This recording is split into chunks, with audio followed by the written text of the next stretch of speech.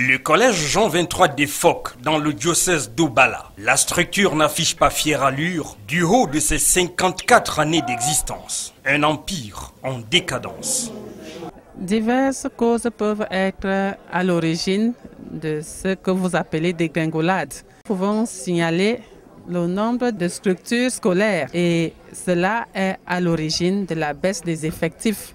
Quand nous savons qu'aujourd'hui les subventions de l'État sont dérisoires, les fonds ne doivent donc venir que des effectifs. Ces décombres affligeantes sont pourtant le moule dans lequel a été coulée la crème de l'intelligentsia actuelle du département de la Léquié et pas seulement. 54 ans après sa fondation par les frères des écoles chrétiennes, nous pouvons déjà en toile de fond dire que l'élite sur le plan national, voire international, a été formée ici. Notamment, nous avons déjà Son Excellence M. Henri Yebaye ici, le secrétaire d'État aux travaux publics, Son Excellence M. Aïna.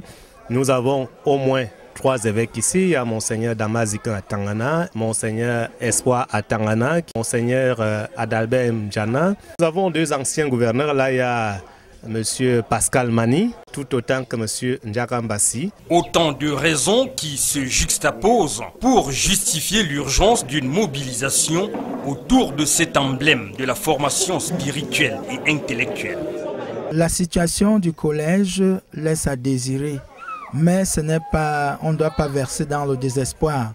C'est la raison pour laquelle la stratégie que j'ai mise sur pied, tout d'abord, celle de compter sur mon évêque.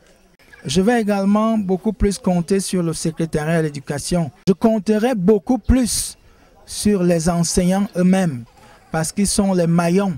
Sans eux, rien ne saurait marcher.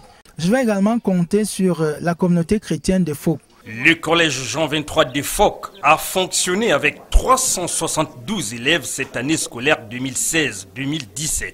Un relèvement des effectifs est la première bataille des responsables de cet établissement fondé par les missionnaires canadiens en 1963 et reconnu par tous comme un des fleurons parmi les plus éloquents de l'action sociale de l'Église catholique dans la région du centre, aux côtés d'autres emblèmes